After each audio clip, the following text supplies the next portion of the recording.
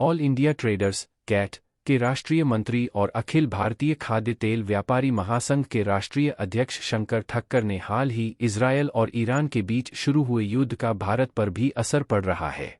इस तनाव का सीधा असर भारत में कई वस्तुओं की कीमतों पर पड़ने लगा है। ठक्कर ने कहा कि खासकर कच्चे तेलों की दामों में इजाफा होने से खाद्य तेलों की कीमतें 7 से लेकर 8% तक बढ़ गई हैं। शंकर ठक्कर के मुताबिक युद्ध शुरू होने से पहले भारत में पाम तेल की कीमत 1110 रुपये प्रति 10 किलो थी, जो आज 70 रुपये बढ़कर 1180 रुपये प्रति 10 किलो हो गई है।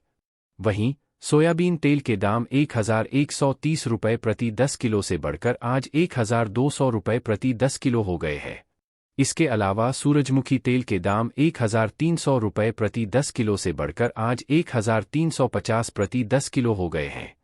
आयातित तेलों की कीमतें बढ़ने से देसी तेलों पर भी इसका असर देखने को मिल रहा है।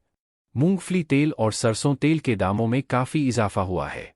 उन्होंने कहा कि इस युद्ध का सीधा असर बासमती चावल के निर्यात पर भी पड़ेगा।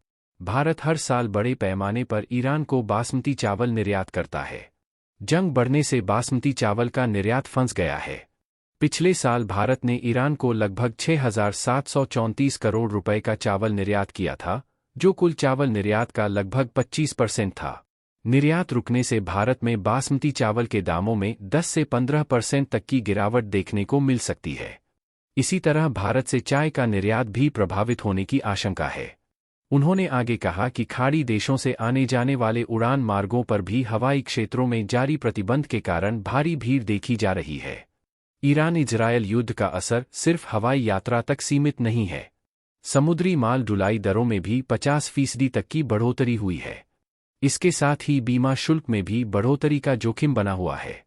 निर्यातकों का मानना है कि इस युद्ध के कारण यूरोप और रूस जैसे देशों को भारत का निर्यात बुरी तरह प्रभावित हो सकता है। शंकर ठक्कर ने कहा कि सरकार इस पूरे असर का आकलन कर रही है और निर्यातकों को इसके प्रभाव से बचाने के लिए बातचीत भी कर रही है। सरकार का मुख्य ध्यान उन देशों जैसे यूएई, सऊदी अरब, कतर, कुवैत, ओमान और इजरायल को होने वाले निर्यात को सुरक्षित करने पर है। यह युद्ध लंबे समय तक खिंचता है तो ईरान और यूएई के बीच स्थित होर्मुज जलमार्ग और लाल सागर जैसे महत्वपूर्ण व्यापारिक मार्गों के जरिए वाणिज्यिक जहाज़ों की आवाजाही पर गंभीर असर पड़ेगा।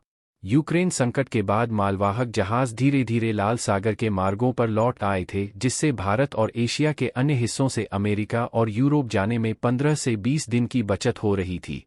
लेकिन अब इस युद्ध के कारण मालवाहक जहाज़ फिर से लाल सागर मार्ग का उपयोग करने से बचेंगे, जिससे यात्रा का समय और लागत दोनों बढ़ेंगे। भारत का यूरोप के साथ 80% व्यापार लाल सागर के जरिए होता है और लाल सागर और होर्मुज जलभूमध्य के जरिए भारत कुल 34% निर्यात करता है। Bureau report, market times TV.